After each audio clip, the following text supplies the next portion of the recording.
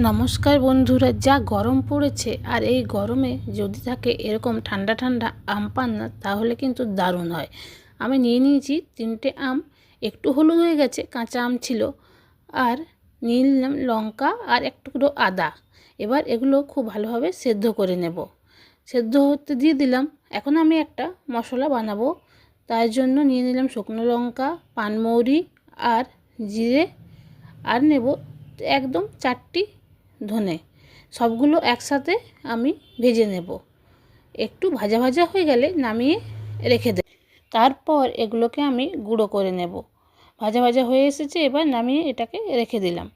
এখন আম সেদ্ধ হয়ে গেছে, এবার এটাকে আমি পেস্ট বানিয়ে নেব। তাই নিয়ে নিলাম আম, আর এর সাথে নেব গুঁড়ো করে রাখা চিনি, আর দিয়ে দেবো একটু বিট নুন। এরপর মিক্সার গ্রাইন্ডারে ভালোভাবে পেস্ট বানিয়ে নেব। পেস্ট বানানো হয়ে গেছে, এবার এটাকে ছেঁকে নেব। খুব ভালোভাবে ছেঁকে নেব যাতে শরবতে মুখে কিন্তু কিছু না লাগে। এরপর এটাকে আমি বাকিটা রেখে দেবো। এই দেখুন খুব সুন্দর হয়ে গেছে। এবার গ্লাসটাকে রেডি করে নেব। একটু সাজিয়ে দিলে খাওয়ার ইচ্ছেটা কিন্তু অনেকটাই বেড়ে যায়, দেখতে সুন্দর লাগে। তাই আমিও একটু গ্লাসটাকে সাজিয়ে নিচ্ছি। এরপর এর মধ্যে একে একে দিয়ে দেব বরফ। একটু বেশি করে বরফ দেব, ঠান্ডা ঠান্ডা যাতে খেতে ভালো লাগে। বরফের পর এর মধ্যে দিয়ে দেব তৈরি করে রাখা আম পান্নাটা। আর অনেক দিন পর ভিডিও বানাচ্ছি, আমার ভিডিওগুলো আপনাদের কেমন লাগে অবশ্যই কিন্তু জানাবেন, আর ভালো লাগলে অবশ্যই ফলো করবেন। এবার আম পান্নাটা দিয়ে দিলাম। হ্যাঁ, আর যদি কারো ঝাল খাওয়ার ইচ্ছে না থাকে তাহলে লঙ্কাটা কিন্তু বাদ দিতে পারেন।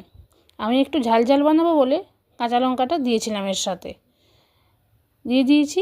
এরপর এর মধ্যে দিয়ে দেব আমি ভেজে রাখা মশলা, যেটা আগে বানিয়ে রেখেছিলাম।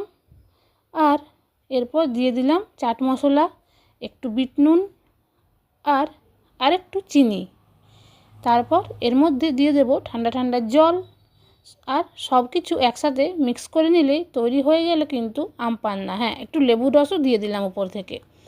এবার ঠান্ডা জল দিয়ে দিলাম, মিক্স করে দিয়েছি। দেখতে কিন্তু দারুণ হয়েছে, খেতেও কিন্তু দারুণ।